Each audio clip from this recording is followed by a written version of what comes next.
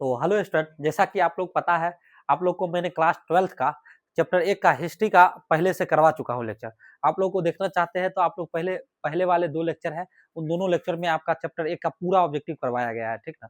आज हम आप लोगों के बीच लेकर के आए क्लास 12th का जितने भी चैप्टर 1 से जितने भी इंपॉर्टेंट चैप्टर क्वेश्चन है, ठीक ना, जो बोर्ड एग्जाम में आने की संभावना है पूर्णतः, उन सभी क्वेश्चनों को का सीरीज लेकर के हम आज आप लोगों के बीच उपस्थित हैं। तो आप लोग लगभग आधा घंटा इत्मीनान से बने रहेंगे, ठीक ना। आप लोगों को आज हम क्लास 12th के चैप्टर 1 के जितने भी इंपॉर्टेंट क्वेश्चन होंगे, सारे क्वेश्चन आप लोगों को करवाया जाएगा आप, ठीक ना। चलिए स्टार्ट करते हैं क्वेश्चन नंबर 1 से। क्वेश्चन नंबर 1 क्या कहता है हम लोग को? क्वेश्चन नंबर 1 कहता है क्या? भूगोल शब्द सर्वप्रथम प्रयोग किया था। अब बताइए, भूगोल शब्द जो है का सर्वप्रथम प्रयोग किसने किया था? तो हिकेटियस ने किया था, इरेटोस्थानीज ने किया था, रेटजल ने किया था, इनमें से कोई नहीं। तो आप लोग को पता होना चाहिए, जो भूगोल शब्द जो है, भूगोल शब्द का सबसे पहले जो है सर्वप्रथम प्रयोग जो है हिकेटियस तो नहीं किया था भाई, रेटजल जो है ये भी नहीं किया था, इरेटोस्थानीज जो है सबसे पहले क्या किया था, भूगोल शब्द का सर्वप्रथम प्रयोग किया था। जैसे कि आप लोग को बता दें, रेटजल जो है, रेटजल उसको जो है मानव भूगोल जो होता है, मानव भूगोल का क्या कहा जाता है, का जन्मदाता कहा जाता है शायद, ठीक ना। तो याद रखना आप लोग को, ठीक ना।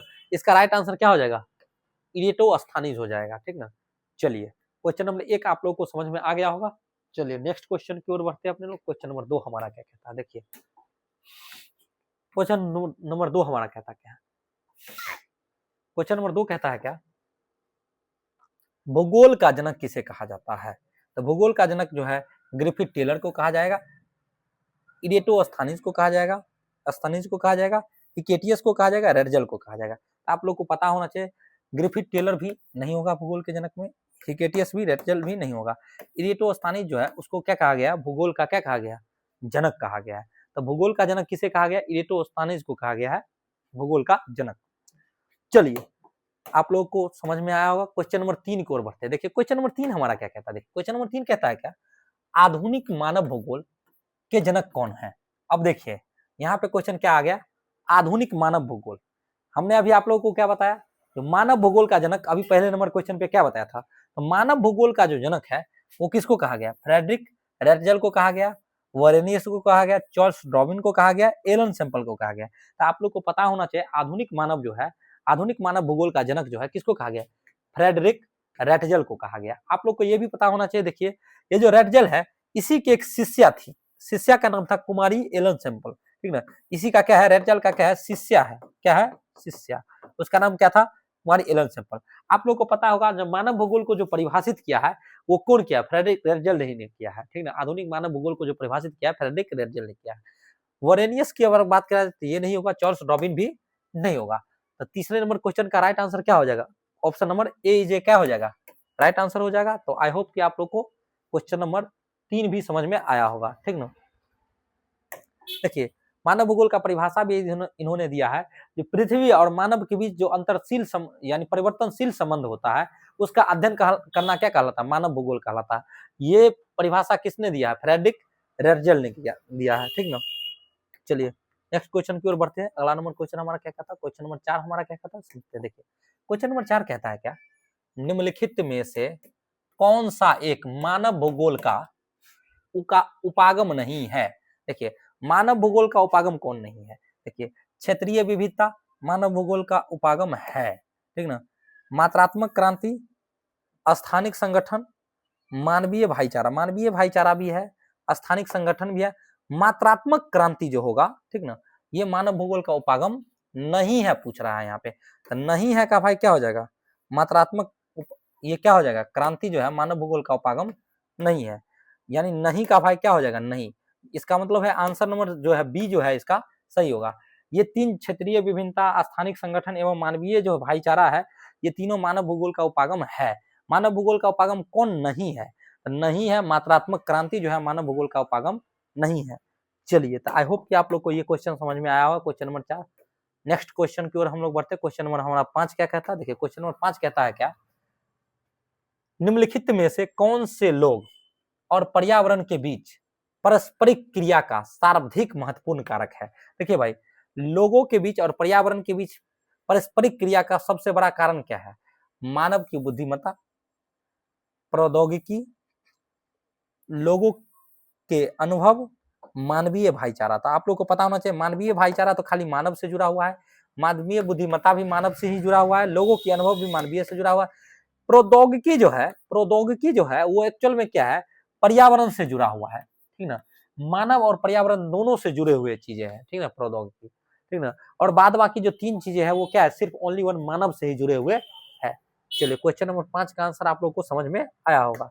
चलिए क्वेश्चन नंबर 6 की ओर बढ़ते हैं। क्वेश्चन नंबर 6 हमारा क्या कहता है? देखिए, एंथ्रोपोजोग्राफी नामक पुस्तक के लेखक कौन है? देखिए, एंथ्रोपोजोग्राफी जो है ये बुक जो है, इसमें ज्योग्राफी का इतिहास के बारे में दिया गया है। ज्योग्राफी का जो इतिहास है, कितना पुराना है, ठीक ना, उसके बारे में दिया गया। इस पुस्तक का लेखक का नाम बताना है आप लोग को, ठीक है। इस पुस्तक का लेखक एलन सैंपल है, रेटजल है, विडाल ली ब्लॉस है, डॉर्विन है। तो आप लोग को बताना है एंथ्रोपोजोग्राफी का जो है पुस्तक, उसका लेखक कौन है। तो इसका लेखक जो है आप लोग को पता होना चाहिए। देखिए, एलन सैंपल जो है ये तो रेटजल का ही क्या था? शिष्य था।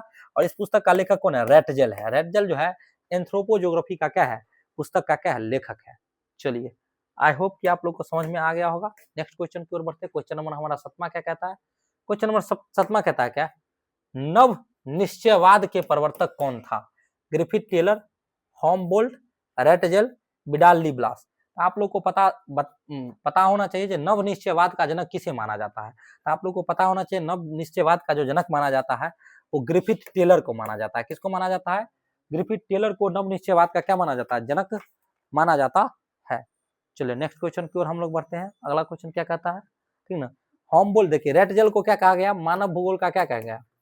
मानव भूगोल का क्या कहा गया? जनक कहा गया, ठीक ना। इसको मानव भूगोल का क्या कहा गया? जनक कहा गया। किसको? रेटजल को। चलिए, आई होप कि आप लोग को समझ में आया होगा। नेक्स्ट क्वेश्चन की ओर बढ़ते हैं। क्वेश्चन नंबर 8 हमारा क्या कहता है? देखिए क्वेश्चन नंबर 8 क्या कहता है? क्वेश्चन नंबर 8 कहता है क्या? मानव भूगोल क्रियाशील मानव और अस्थायी पृथ्वी के परिवर्तनशील संबंधों का अध्ययन है। यह किसने कहा है? तो आप लोग को पता होना चाहिए प्रोफेसर हंगिस्टन ने किया है? नहीं भाई, कुमारी एलन सैंपल ने कहा है, डेविस ने कहा, जीन ब्रूस ने कहा। था आप लोग को पता होना चाहिए मानव भूगोल का परिभाषा जो है रेटजल और एवं उसकी शिष्या ने किया है, ठीक ना। तो मानव भूगोल का जो है परिभाषा, यहाँ रेटजल का तो नाम कहीं है नहीं एक्चुअल में। तो ये जो है क्रियाशील मानव और अस्थायी पृथ्वी के बीच अंतरशील परिवर्तनशील संबंधों का जो अध्ययन बताया है, उन्होंने, ये किसने बताया? एलन सैंपल ने बताया था। आप लोग को पता होना चाहिए। राइट आंसर इस क्या हो जाएगा? बी इसका राइट आंसर है। चलिए नेक्स्ट क्वेश्चन की ओर हम लोग बढ़ते हैं। क्वेश्चन नंबर 9 क्या कहता है? क्वेश्चन नंबर देखिए 9 क्या कहता है, सो ध्यान देंगे। क्वेश्चन नंबर 9 कहता है क्या? संभववाद शब्द का प्रयोग सर्वप्रथम किस फ्रांसीसी विद्वान ने किया था? ठीक ना। संभववाद जो शब्द है इसका प्रयोग सर्वप्रथम कौन से फ्रांसीसी विद्वान ने किया था? विडाल डी लॉ ब्लॉस ने किया था, लूसियन फ्रेवे ने किया था, फ्रांसिस बेकन ने किया था, जीन ब्रूस ने किया था। आप लोग को बताना है संभववाद शब्द का प्रयोग जो है सर्वप्रथम किसने किया था? संभववाद शब्द का प्रयोग जो है सर्वप्रथम किसने किया था? चलिए आप लोग क्वेश्चन नंबर देखिए, विडाल ली ब्लास। विडाल ली ब्लास संभववाद शब्द का प्रयोग सबसे पहले नहीं किया है। ये भी क्या है? फ्रांसिस क्या है? बेकन। फ्रांसिस बेकन भी नहीं होगा। Jean Brunhes, Lucien Febvre. तो आप लोग को याद रखना है लूसियन फ्रेवे जो है, लूसियन फ्रेवे, इन्होंने ही क्या किया है? संभववाद शब्द का सबसे पहले प्रयोग किया है। जीन ब्रूस उसके बाद किया है प्रयोग, ठीक ना, पहले नहीं किया है, ठीक ना। चलिए तो राइट आंसर इसका क्या हो जाएगा? B is a right answer. चलिए नेक्स्ट क्वेश्चन की ओर आते हैं। क्वेश्चन नंबर 10 हमारा क्या कहता है? देखिए क्वेश्चन नंबर 10 क्या कहता है समझते हैं। क्वेश्चन नंबर 10 कहता है क्या? संभववाद अवधारणा में किस घटक को महत्वपूर्ण माना गया है? प्राकृतिक घटक को, मानवीय घटक को, ए और बी दोनों को, इनमें से कोई नहीं। तो आप लोग को पता होना चाहिए संभववाद की अवधारणा जो है दोनों घटक को क्या मानता है? महत्वपूर्ण मानता है। लेकिन यहाँ पर क्या कह रहा है? यहाँ पर आप लोग को ध्यान ये देना है, जो संभववाद जो है दोनों घटक को महत्वपूर्ण मानता है, लेकिन सबसे जो महत्वपूर्ण इसके लिए है अगर बात करा जाए तो वो मानवीय घटक है। सबसे महत्वपूर्ण इसके लिए क्या है? मानवीय घटक। प्राकृतिक घटक को भी थोड़ा बहुत स्थान है, लेकिन यहाँ पर संभव है। देखिए अब एक्चुअल में जो है प्राकृतिक पे बहुत सारे चीजें ऐसे हैं जो एक्चुअल में वो तो है ही मौजूद पहले से ही है। तो संभव जो मानवीय क्रियाकलापों में जो चीजें संभव है वही क्या कहलाएगा, संभवाबाद। इसीलिए मानवीय घटक इसके लिए क्या है, परफेक्ट आंसर है। हमको लग रहा था ए और बी दोनों होगा, लेकिन ए और बी दोनों नहीं हो रहा है। संभववाद की अवधारणा में किसको माना गया है, मानवीय घटक को क्या माना गया है, महत्वपूर्ण माना गया है। Question number 10। चलिए क्वेश्चन नंबर 11 की ओर बढ़ते हैं।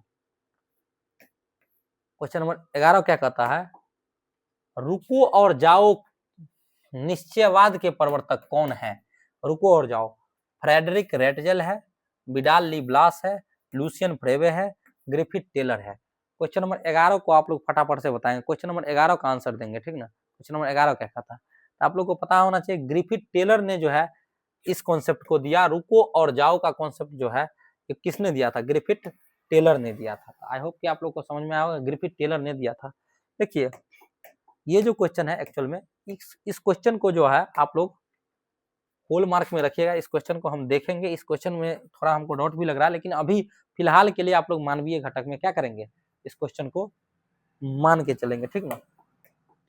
चलिए क्वेश्चन नंबर 12 की ओर बढ़ते हैं। क्वेश्चन नंबर 12 हमारा क्या कहता है, क्वेश्चन नंबर 12 देखिए क्या कहता है, नियतिवाद के विचारक कौन थे।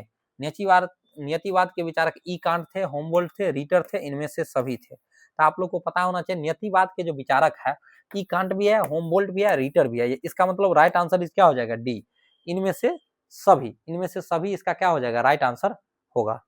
चलिए नेक्स्ट क्वेश्चन की ओर बढ़ते हैं। क्वेश्चन नंबर अगला, क्वेश्चन नंबर 13 क्या कहता है, देखिए नियतिवाद अवधारणा में किस घटक को महत्वपूर्ण माना गया है, प्राकृतिक घटक को, मानवीय घटक को, ए और बी दोनों, और इनमें से कोई नहीं। क्वेश्चन नंबर 13 का आंसर आप लोग फटाफट से करेंगे। क्वेश्चन नंबर 13 क्या कहता है, ठीक है। क्वेश्चन नंबर 13 का आंसर कहता है क्या, प्राकृतिक घटक को क्या माना गया, नियतिवाद में क्या माना गया, महत्वपूर्ण माना गया। प्राकृतिक घटक में किसको, क्वेश्चन नंबर 13 को क्या माना गया, महत्वपूर्ण माना गया है। चलिए आगे बढ़ते हैं। आगे मेरा क्या कहता है, ठीक ना। अगला क्वेश्चन की ओर बढ़ते हैं, क्वेश्चन नंबर 14 की ओर। क्वेश्चन नंबर 14 हमारा क्या कहता है, क्वेश्चन नंबर 14 कहता है क्या, निम्न में से कौन सा एक भौगोलिक सूचना का क्या है, स्रोत नहीं है। भौगोलिक सूचना का स्रोत कौन नहीं है, यात्रियों के विवरण, प्राचीन मानचित्र, चंद्रमा से चट्टानी पदार्थों के नमूने, ठीक ना, और प्राचीन महाकाव्य। आप लोग को पता होगा यात्रियों का जो विवरण है, प्राचीन मानचित्र, ये तो भूगोल को दर्शाइए करेगा, ठीक है। चंद्रमा से चट्टानी पत्थरों के नमूने, ठीक ना, ये भी दर्शाएगा। प्राचीन महाकाव्य, देखिए क्वेश्चन का आंसर बहुत ही सटीकता से आप लोग को देना है, ठीक ना। यहाँ पर कह रहा भौगोलिक सूचना का स्रोत नहीं है। क्वेश्चन नंबर 14 जो है कह रहा भौगोलिक सूचना का क्या नहीं है, स्रोत नहीं है। चलिए बताइए, तो आप लोग को पता होना चाहिए भौगोलिक सूचना का जो है स्रोत नहीं होने का कारण बता रहा है। देखिए यात्रियों का विवरण होगा, ठीक ना, प्राचीन मानचित्र भी होगा, प्राचीन महाकाव्य जो है ये भी होगा। देखिए चंद्रमा से चट्टानी पत्थरों के जो नमूने हैं ये भौगोलिक स्रोत नहीं है, आप लोग को याद होना चाहिए, ठीक ना, पता होना चाहिए, ठीक ना।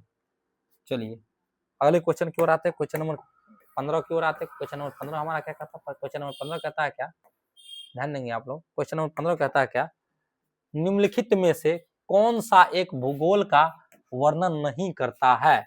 कौन एक ऐसे व्यक्ति है जो भूगोल का वर्णन नहीं करता है, यानी कौन सा ऐसा क्रिया है जो भूगोल का वर्णन नहीं करता। देखिए समकालात्मक अनुशासन, ठीक ना, मानव और पर्यावरण के बीच अंतर संबंधों का अध्ययन, ठीक ना, द्वैतता पर आश्रित, ठीक ना, और औद्योगिक विकास के फलस्वरूप, ठीक ना, आधुनिक समय में प्रासंगिक नहीं है।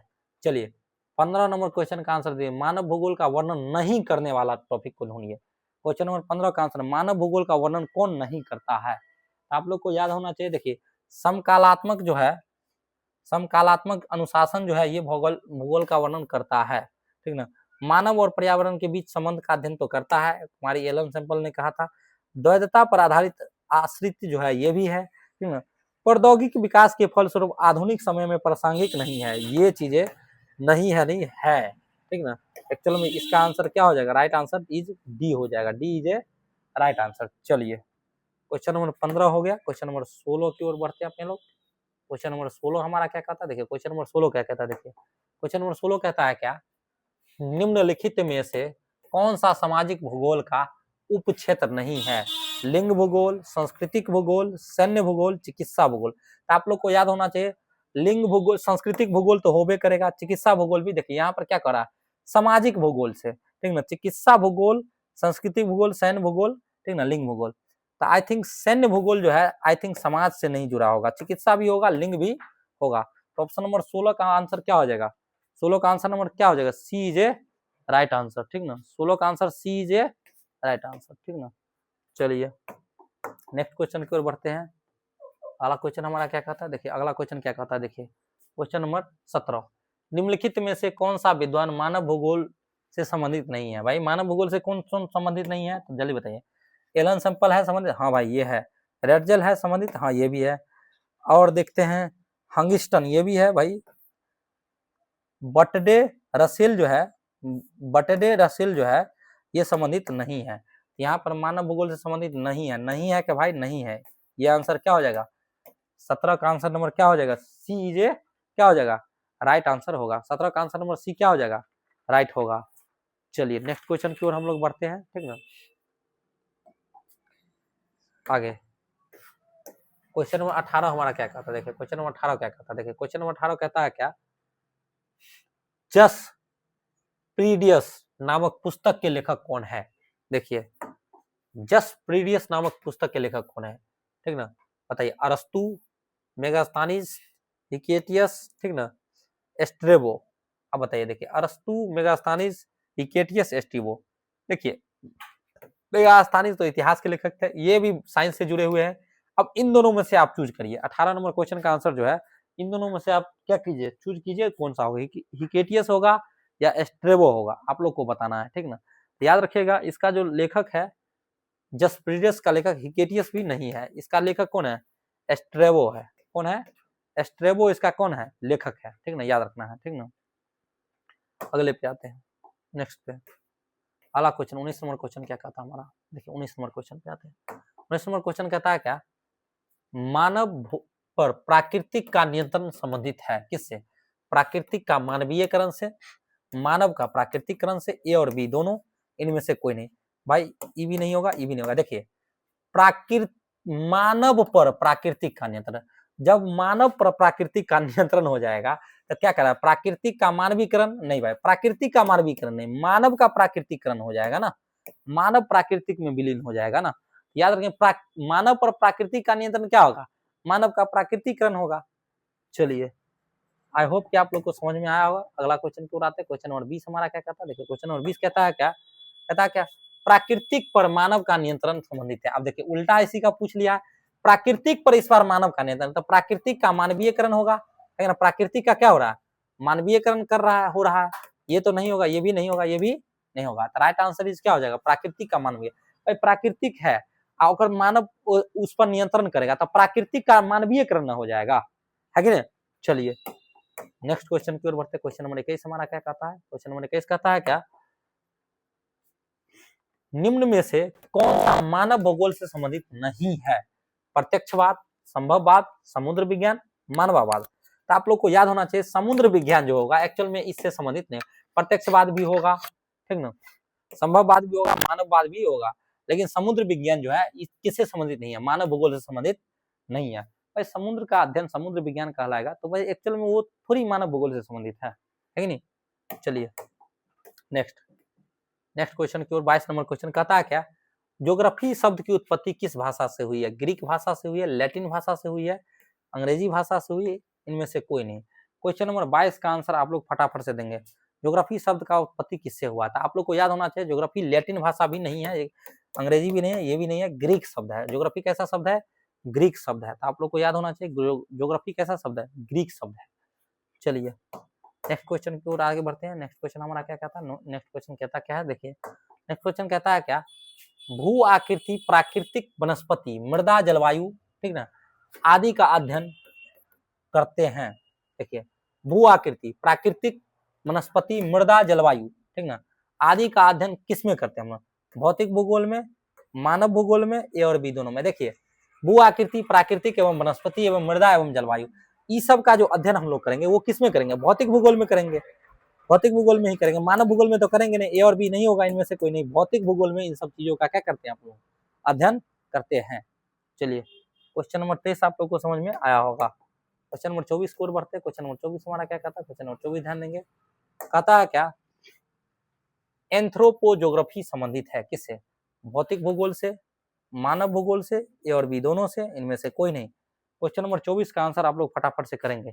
आप लोग को याद होना चाहिए एंथ्रोपोजोग्राफी नामक जो किताब है उसको लिखा कौन था, अभी आप लोग को पता होगा, ऊपर में हम पढ़ाए हुए थे अगला क्वेश्चन में, ठीक ना। और ये जो जुड़ा है मानव भूगोल से, ना ही भौतिक से, ना ही ए बी दोनों, इनमें से कोई नहीं होगा। मानव भूगोल से एंथ्रोपोजोग्राफी क्या है, जुड़ा हुआ है। चलिए नेक्स्ट क्वेश्चन की ओर आते हैं। नेक्स्ट क्वेश्चन हमारा क्या कहता है, क्वेश्चन नंबर 25 हमारा कहता क्या है, सुधारेंगे। मानव भूगोल मानव समाज और धरातल के बीच संबंधों का अध्ययन है, यह कथन किसका है, याद रखिएगा। हिकेटियस का नहीं, हिकेटियस का नहीं, इरेस्टोस्थानीज का नहीं होगा, रेटजल का, हाँ रेटजल का है, इनमें से कोई नहीं, रेटजल का ये क्वेश्चन है, ठीक ना। इसी के शिष्या ने एक दूसरे टाइप का परिवर्तनशील एड करके उन्हें दूसरे टाइप का एक परिभाषा दे के गया मानव भूगोल का। चलिए मानव भूगोल की परिभाषा हर एक साल बोर्ड एग्जाम में पूछ लेता है 2 नंबर में, ठीक ना। यहाँ से आपको 2-3 ऑब्जेक्टिव बोर्ड एग्जाम में तो आसानी से मिलेंगे ही नहीं मिलेंगे इस 30 ऑब्जेक्टिव के अंदर, ठीक ना। इनमें से कौन सा विचारधारा मार्कस के सिद्धांत का पालन करती है, व्यवहारवादी भूगोल, अमूलवादी, मानवतावादी, इनमें से कोई नहीं। बताइए 26 का आंसर आप लोग फटाफट कीजिए, तो 26 का क्या आंसर होगा, ठीक ना। तो आप लोग को पता होगा मानवतावादी जो होता है, मानवतावादी, इसका जो है ये कार्ल मार्कस जो था उसके विचारधारा सिद्धांत को क्या करता है, पालन करता है। तो उसके सिद्धांत को ये क्या करता है, पालन करता है, आप लोग को याद होना चाहिए, ठीक ना। नेक्स्ट क्वेश्चन की हम लोग बढ़ते हैं। नेक्स्ट क्वेश्चन हमारा कहता क्या है, ध्यान देंगे। नेक्स्ट क्वेश्चन कहता है क्या, 27 नंबर, निम्नलिखित में से कौन सा सामाजिक भूगोल का एक उपक्षेत्र है, सामाजिक भूगोल का एक उपक्षेत्र क्या है, बताइए। लिंग भूगोल, चिकित्सा भूगोल, सांस्कृतिक भूगोल, इनमें से सभी। आप लोग को पता होना चाहिए सब जो है लिंग भूगोल, चिकित्सा भूगोल और सांस्कृतिक भूगोल तीनों सामाजिक भूगोल का ही क्या है, उपक्षेत्र है। यानी इनमें तीनों हो जाएगा, सभी हो जाएगा, ठीक है। लिंग भूगोल में, चिकित्सा भूगोल में अपने लोग चिकित्सालय से संबंधित चीजों को पढ़ते हैं, लिंग भूगोल में अपने लोग लिंग से संबंधित चीजों को पढ़ते हैं, और सांस्कृतिक भूगोल में अपने लोग धार्मिक वगैरह चीजों को पढ़ते हैं, ठीक ना। अगला देखो क्वेश्चन नंबर 28 को देखते हैं। क्वेश्चन नंबर 28 का था फ्रेडरिक रेटजेल की शिष्या का क्या नाम था। अब बताए भाई, फ्रेडरिक रेटजेल की शिष्या का क्या नाम था, चार्ल्स डार्विन नाम था, फ्रेडरिक रेटजेल, ठीक ना। भाई ये तो नहीं सोचो, विडाल ली ब्लॉस ये भी नहीं होगा, ठीक ना। कुमारी एलन सैंपल इसके शिष्या का नाम था, इसके शिष्या का नाम क्या था, कुमारी एलन सैंपल नाम था, याद रखना है। रेटजेल के शिष्या का नाम क्या है, कुमारी एलन सैंपल, ठीक ना। चलिए नेक्स्ट क्वेश्चन की ओर आते हैं। देखिए ज्योग्राफी इन, ठीक ना, 20th सेंचुरी, ठीक ना। ज्योग्राफी इज 20th सेंचुरी का लेखक कौन है, ठीक ना, किसका पुस्तक है, ठीक ना। ज्योग्राफी इन 20th क्या है, सेंचुरी, पुस्तक किसके द्वारा लिखा गया है, फ्रेडरिक रेटजेल के द्वारा, ग्रिफिथ टेलर के द्वारा, लुसियन फ्रेवे के द्वारा, हिकेटियस के द्वारा। क्वेश्चन नंबर 29 का आंसर आप लोग फटाफट से करेंगे। क्वेश्चन नंबर 29 का आंसर आप लोग करेंगे, ठीक ना। जो ज्योग्राफी इन 20th सेंचुरी का पुस्तक जो है इसके ये किसके द्वारा लिखा गया, क्वेश्चन नंबर 29 का आंसर आप लोग फटाफट से हमको देंगे, ठीक ना। तो आप लोग को पता होना चाहिए इसका जो लेखक है वो लुसियन फ्रेवे नाम के व्यक्ति है। कौन है, लुसियन फ्रेवे, ठीक ना। ग्रिफिथ टेलर भी नहीं होगा, फ्रेडरिक रेटजेल भी नहीं होगा, हिकेटियस भी नहीं होगा।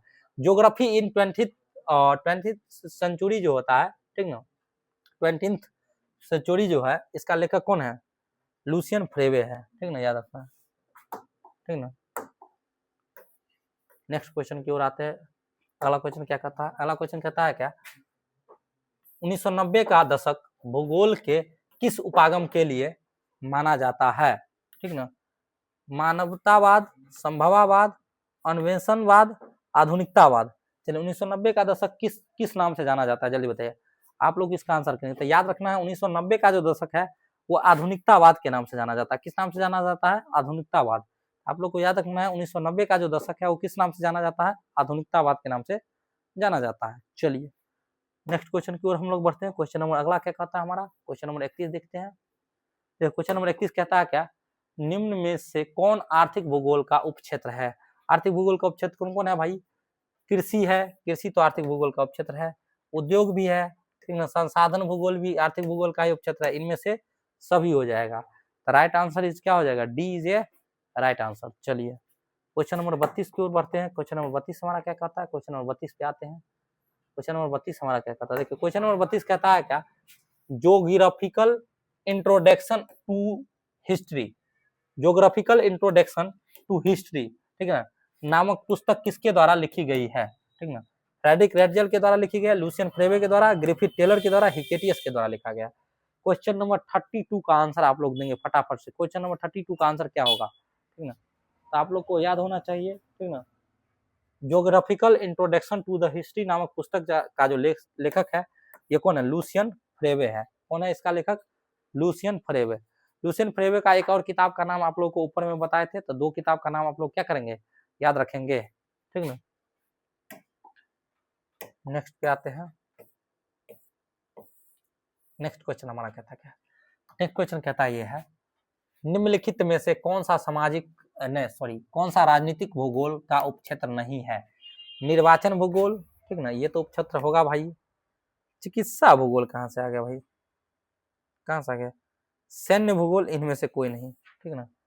तो बताइए क्वेश्चन नंबर 33 का आंसर आप लोग फटाफट से करेंगे। क्वेश्चन नंबर 33 का आंसर क्या कहता है, ठीक ना, निम्नलिखित में से अच्छा नहीं है पूछ रहा है, सैन्य तो होगा ही इसका हिस्सा, ठीक ना, इनमें से कोई नहीं होगा ही, चिकित्सा भूगोल नहीं होगा, ठीक ना, चिकित्सा भूगोल इसका राइट आंसर होगा, क्योंकि एक्चुअल में यहाँ नहीं है पूछ रहा था, तो इसीलिए तो हम सोच रहे थे भाई ये तो दो दे दिया, निर्वाचन और सैन्य दोनों दे दिया, तो ये दोनों है, ठीक ना, नहीं है पूछ रहा है, तो नहीं है क्या होगा, चिकित्सा भूगोल जो है राजनीति से संबंधित नहीं है। सेना और जो है, सेना और निर्वाचन ये दोनों राजनीति से क्या है, संबंधित है। चलिए हो गया, बस लास्ट ही है, 1-2 क्वेश्चन आप लोग का बचा होगा, ठीक ना। आज का क्लास क्या हो रहा है, द इंडी हो रहा है। जनांकिकी निम्न में से किस भूगोल का एक उपक्षेत्र है, आर्थिक भूगोल का, जनसंख्या भूगोल का, सामाजिक भूगोल का, राजनीतिक भूगोल का। आप लोग को याद होना चाहिए जनसंख्या भूगोल का यह क्या है, जनांकिकी एक क्षेत्र है, जनांकिकी जो है जनसंख्या भूगोल का एक क्या है, टॉपिक है। चलिए नेक्स्ट क्वेश्चन की ओर बढ़ते हैं। क्वेश्चन नंबर अगला हमारा क्या कहता है, बस हो गया, 1-2 क्वेश्चन ही बचा है, 36 क्वेश्चन था चैप्टर 1 में। इसी 36 क्वेश्चन के अंदर 1-2 ऑब्जेक्टिव आप लोग को बोर्ड एग्जाम में जरूर मिलेगा, ठीक ना। देखिए निश्चयवाद संकल्पना में किस घटक को महत्वपूर्ण माना गया, देखिए 2025 में ये क्वेश्चन पूछा हुआ था, ठीक ना, प्राकृतिक घटक को, मानवीय घटक को, ए और बी दोनों को, इनमें से कोई नहीं।